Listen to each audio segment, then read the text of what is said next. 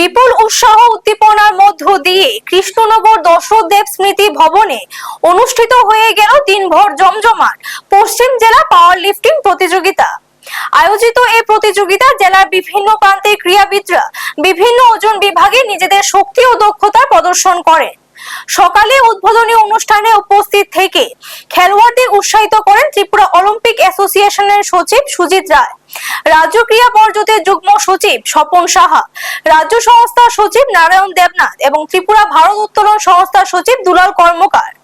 প্রতিযোগিতায় junior, sub junior ও senior পুরুষ মহিলাদের বিভিন্ন ক্যাটাগরিতে যথাক্রমে রোহিত দেবনাথ, রজত কুমার দাস, সিমরান আক্তার, উর্বশী সাহা, রাহুল দেবনাথ ও সুরভি কর সহ অনেকেই প্রথম স্থান অর্জন করেন।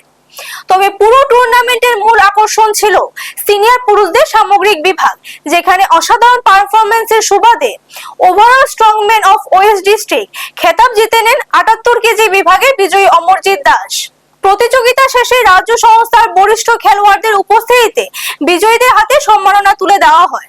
আয়োজকদের মতে এই সফল টুর্নামেন্ট জেলা জুড়ে নতুন প্রজন্মের মধ্যে পাওয়ার লিফটিং এর প্রতি উৎসাহ বাড়াতে বিশেষ ভূমিকা রাখবে। ব্যুরো রিপোর্ট, নিউজ তৎকাল 24। আপনারা দেখছেন নিউজ তৎকাল 24।